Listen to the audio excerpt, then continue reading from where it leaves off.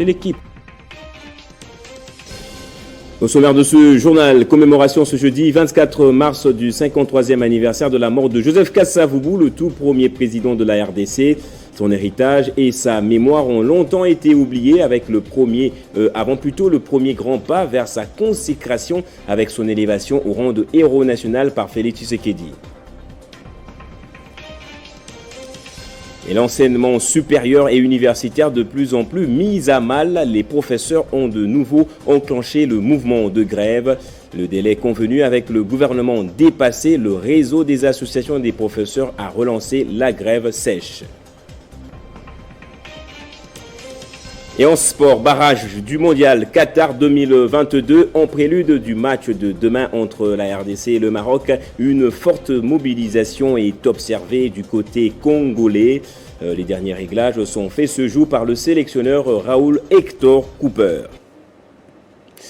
Bienvenue à vous tous et merci d'être avec nous sur Télé 50. Ouvrons ce journal par le séjour du chef de l'État en Jordanie. Après son tête-à-tête à Aqaba avec le roi Abdullah II, le chef de l'État devra prendre part à un mini-sommet Jordanie-Afrique qui réunira trois autres chefs d'État, notamment le président rwandais Paul Kagame. Hier, Félix Tshisekedi avait échangé avec son homologue jordanien sur l'appui des troupes jordaniennes dans les opérations de la MONUSCO ainsi que sur l'agro-industrie et sur les énergies renouvelables. Et cela fait 53 ans depuis la disparition de Joseph Kasavubu, le tout premier président de notre pays. 24 mars 1969, 24 mars 2022, les Congolais et sa famille politique continuent de se battre pour la revalorisation de l'image et de l'héritage de celui qui a été au premier rang de la bataille de l'indépendance de la RDC.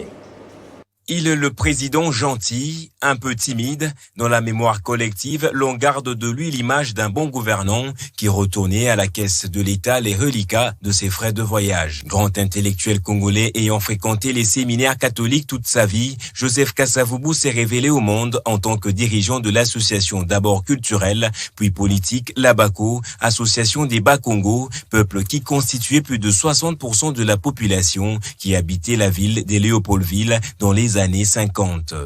Ce parti politique devient le premier à demander l'indépendance du Congo après avoir rejeté le plan de 30 ans de Vincennes. La commune de Kasavubu porte aujourd'hui son nom parce qu'il en a été le premier dirigeant en 58, alors d'Endal. À ce titre, il était le premier bourgmestre noir après une élection largement remportée par l'Abaco à Léopoldville. À l'indépendance du pays, Joseph Kasavubu est largement élu premier président de la jeune République du Congo par le premier parlement congolais face à Bolikango. Il dirige le pays pendant près de 5 ans dans un contexte de crise politique, rébellion et tentative de sécession. Sa commémoration n'est fait que l'objet de très peu d'engouement et son histoire ainsi que celle d'autres hauts dirigeants congolais ne sont que très peu enseignés dans les manuels scolaires. Joseph Kasavubu fut évincé en 65 par l'officier militaire Joseph Mobutu, qui l'astreignit à résidence surveillée où il mourut par manque de soins en 69 dans son domicile de Kisundi, situé à Boma dans l'actuelle province du Congo central.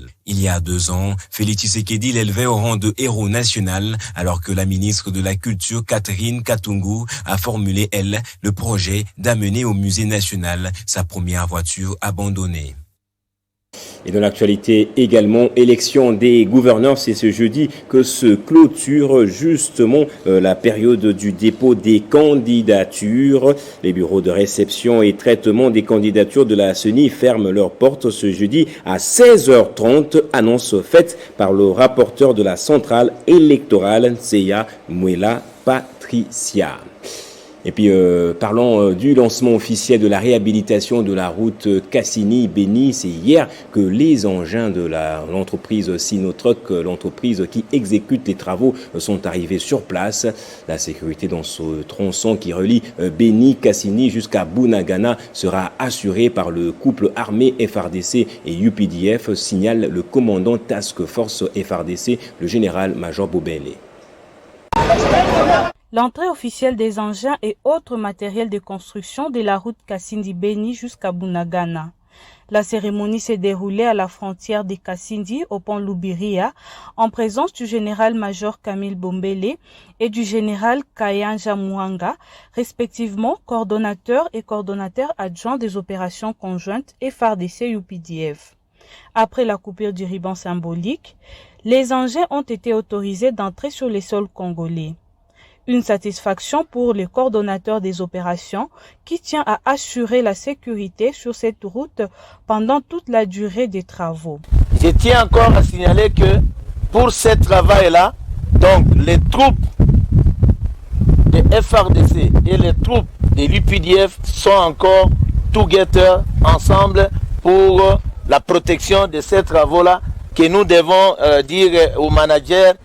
S'il doit commencer aujourd'hui, je vous dis que le peuple qui est de l'autre côté est en train de l'attendre pour le début de ces travaux. Pour sa part, la partie ougandaise représentée par le général-major Kayanja Mwanga s'est dit déterminée à matérialiser la volonté des deux chefs d'État en renforçant la sécurité avec les troupes ougandaises pour permettre aux agents de l'entreprise Sinetruk de mieux exécuter les travaux sur la route Kasindi-Beni. Leo hii ni muhimu sana kwa ajili tumekuja kwa project hizi tunaziita security roads. Hii barabara ikienda mpaka Butembo. Cha kwanza tutakuwa tuna achieve our national strategic end state. National strategic end state ya sisi wote Kongo na sisi ni kwamba to create a peaceful environment. Kuleta amani katika Eastern DRC sisi wote na FADC tuleta amani katika Eastern DRC ili watu wetu waweze kufanya biashara vizuri na wakuwe vizuri, maisha yao yakuwe mazuri. Ici est de signaler que plusieurs matériels et engins sont déjà visibles dans plusieurs sites sur la route Kasindi. Et puis le commandant du service national, le général-major Jean-Pierre Kassongo Kabwik, annonce le début de la vente de la deuxième moitié de farine de maïs. 6 mois après son lancement, le chef de l'État a insisté sur le maintien du prix à 18 000 francs congolais. 6 mois après le lancement par les présidents de la République des cantines du service national dans les camps militaires, l'opération se poursuit sans aucune interruption. Et malgré la flambée du prix de la farine de maïs sur les marchés, où un sac de 25 kilos se vend actuellement entre 50 à 90 000 francs, les militaires et policiers achètent toujours un sac de farine de 25 kilos à 18 000 francs, tel que voulu par le commandant suprême des forces armées. D'où la nécessité de financer les activités du service national par un renforcement du matériel agricole ainsi que des intrants, en plus de la main-d'œuvre.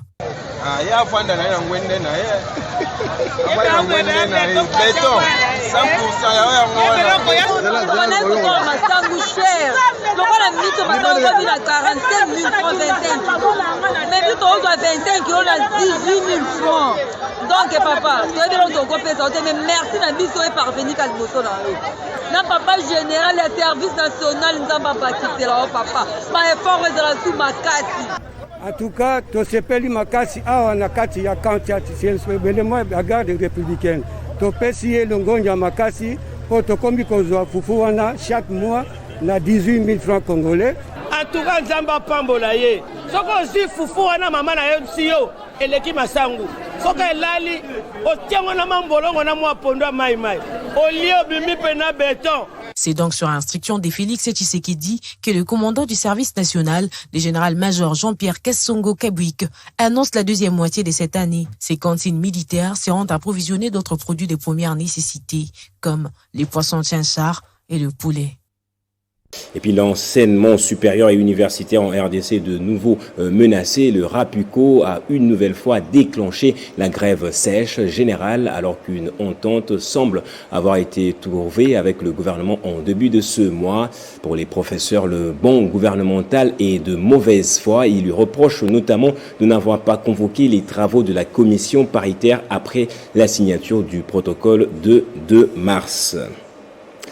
Et de son côté, le ministre de l'Enseignement supérieur et universitaire, qui est en caravane nationale de formation et d'information sur le LMD, a échangé avec le gouverneur du Sud Kivu, Théo Ngouabidje, hier mercredi à son cabinet de travail. Au sortir de l'audience, le ministre a visité plusieurs établissements de Bukavu avant de se rendre à Kalemi ce jeudi. Après avoir passé en revue les problèmes qui gangrènent les établissements universitaires dans le Sud Kivu avec le gouverneur de province, le ministre Mohindo Nzangi a visité plusieurs établissements de Bukavu. Sa délégation, sous la conduite des chefs d'établissement de l'enseignement supérieur du Sud Kivu, a en premier lieu visité l'Institut supérieur et des commerces ISC Bukavu. Sur place, la grande délégation a inspecté les conditions dans lesquelles les étudiants sont formés. À l'Institut supérieur pédagogique de Bukavu, les étudiants ont décrié la création d'autres rubriques dans la perception des frais, foulant ainsi au pied l'instruction académique 023 qui fixe les frais à payer. Pour le ministre, les étudiants ne sont pas tenus à payer ces frais et ne le devraient pas. Le ministre a visité par la suite l'Université évangélique d'Afrique et l'Institut supérieur de développement rural, ISDR Bukavu. Avant de mettre le cap vers Kalemi pour la suite de la caravane nationale de formation et d'information sur le LMD, Mohindo Nzangi a eu un dernier échange avec l'archevêque de Bukavu, Monseigneur François-Xavier Maroy.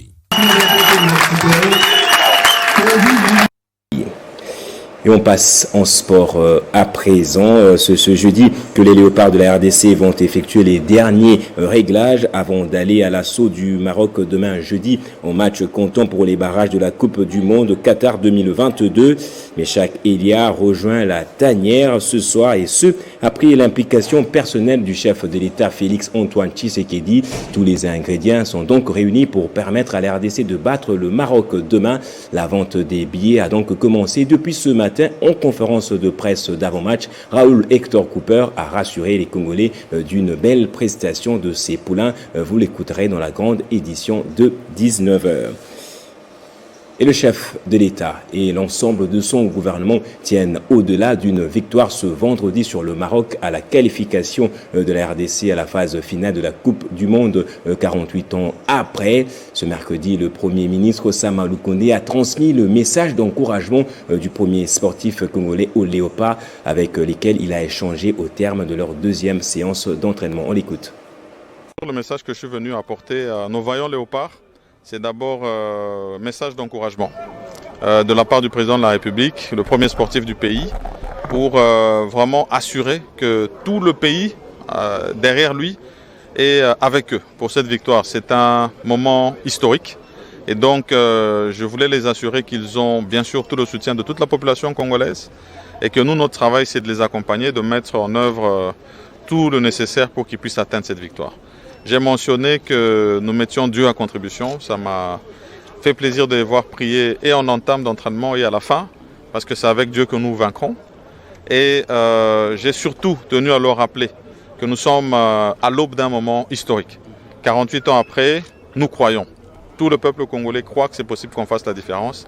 Et cette histoire, ça s'écrit maintenant. Ça s'écrit avec chacun d'entre eux. Leur nom sera écrit dans l'histoire et tout le peuple congolais s'en souviendra. Donc voilà le message d'encouragement qu'on est venu leur apporter et on reste convaincu que non seulement avec la présence du chef, parce qu'il ne veut pour rien au monde manquer ce match, être ici pour encourager nos Léopards, mais avec toute la population congolaise, nous allons arracher cette victoire que nous voulons d'abord ici et puis concrétiser au Maroc où nous aurons ce match retour et finalement cette participation à la Coupe du Monde au Qatar. Léopard haut! Oh! Léopard haut! Oh! Léopard haut! Oh! Okay, on va prendre le rappel des titres à présent. Commémoration ce jeudi 24 mars du 53e anniversaire de la mort de Joseph Kasavubu, le tout premier président de la RDC. Son héritage et sa mémoire ont longtemps été oubliés avant le premier grand pas vers sa consécration avec notamment son élévation au rang de héros national par Félix Tshisekedi. Et l'enseignement supérieur de plus en plus mis à mal, les professeurs ont de nouveau enclenché le mouvement de grève. Le délai convenu avec le gouvernement dépassé, le réseau des associations des professeurs des universités a relancé la grève sèche sur toute l'étendue du territoire national. Et en sport, barrage du mondial Qatar 2022 en prélude du match de demain entre la RDC et le Maroc. Une forte délégation est observée du côté congolais. Les derniers réglages sont faits ce jour par le sélectionneur Raoul Hector Cooper. Restez avec nous pour la revue de presse.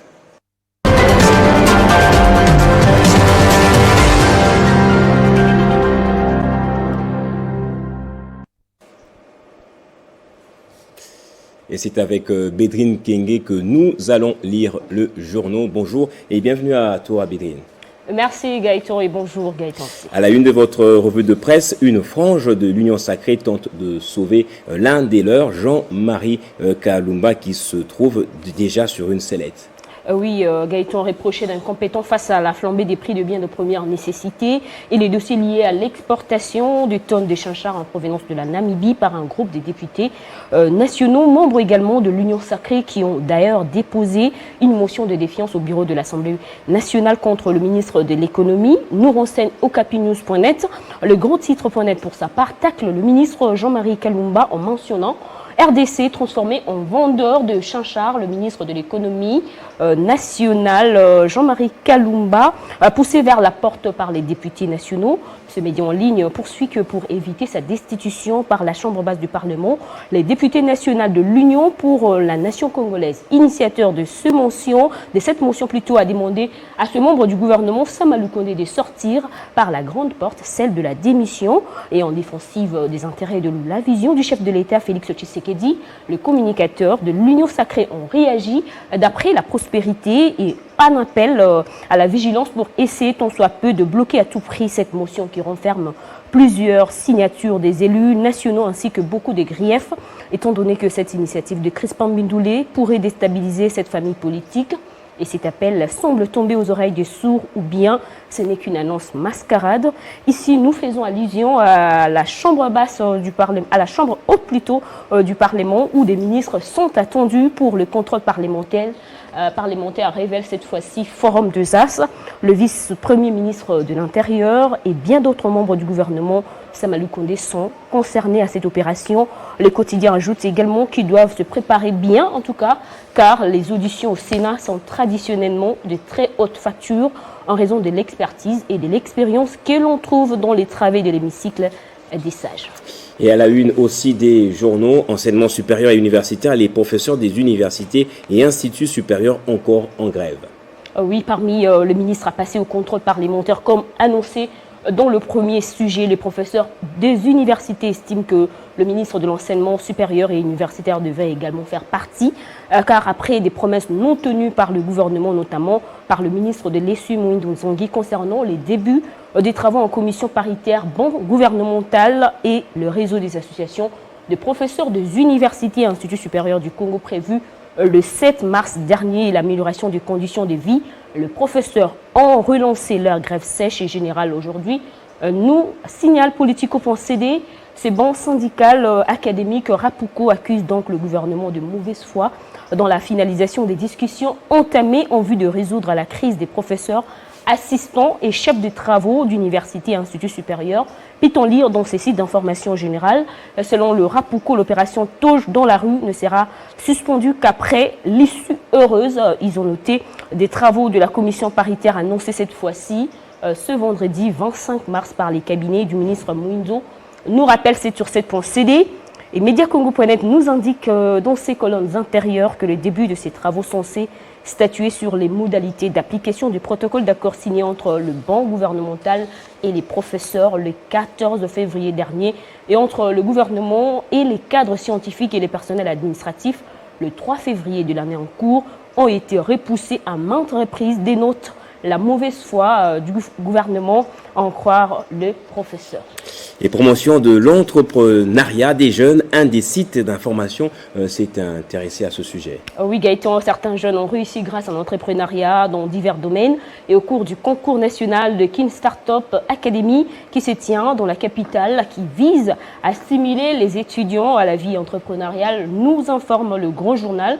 Question de leur permettre de s'organiser justement après les études et non devenir un poids pour leur famille. Et on termine à l'international. La Russie lance une fusée spatiale avec l'emblème Z. Et tout à fait, Gaëtan, la Russie a lancé une fusée Soyouz portant la tristement célèbre lettre Z qui a été vue sur des chars envahissant l'Ukraine. Il s'agirait du lancement d'un satellite de communication militaire destiné justement à orbiter autour de la Terre, rapporte 7sur7.be. C'est le deuxième lancement d'engin spatial par la Russie depuis qu'elle a envahi l'Ukraine le jeudi 24 février, je vous rappelle. Et la lettre Z badigeonnée sur les véhicules militaires russes pour se distinguer des forces ukrainiennes gagne en popularité en Russie comme symbole de soutien à l'invasion. Ouais, jusque-là, on ne sait pas encore ce que veut dire ce symbole de Z. Ouais. Voilà, merci. On la saura peut-être prochainement. Oui. Merci Vedine Kenge pour cette revue de presse. Merci à vous. Et c'est par ici que prend fin ce grand journal. Merci à vous tous de l'avoir suivi et très bonne chance à nos Léopards pour le match de demain.